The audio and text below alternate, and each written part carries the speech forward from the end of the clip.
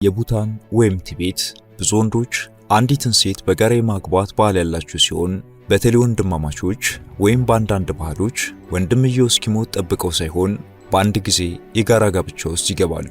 ይህ የትዳርና የአኗኗር ዘይቤም በርካታ ትሩፋቶች እንዳሉት ሲጠቅሱ ይህ ወንድማማቾች አንዲት ሚስት የሚጋሩበት ድርጊት በማህበረሰባዊ ሳይንስ ባለሙያዎች ፍራተርናል ፖሊጋማ በመባል የሚታወቅ ሲሆን ይህ ባህል በአይነቱ በዓለም ላይ ብቸኛውና በዩኔስኮ እንደ ባህላዊ ቅርስ የተመዘገበ ነው። በእርግጥ ይህ አይነት ጋብቻ ስለ ቤተሰብ ያለንን የተለመደ አስተሳሰብ በተለይ 7 ቤት በሚቆጠርበት ሁኔታ የሚሞግትና የሚሸነቁጥ ቢሆንም ይህን ለየት ያለ ማህበረሰባዊ አኗኗር በቅርበት መፈተሹ ተገቢ ነው። በቡታን የሚስዋለው ቤተሰባዊ ውቅር ባህልን፣ ማህበራዊ ቅርስንና ትውልድ የማስቀጠል እሳቤዎችን ሚዛን የማስጠበቅ እሳቤንም ከግምት ያስገባ ነበር።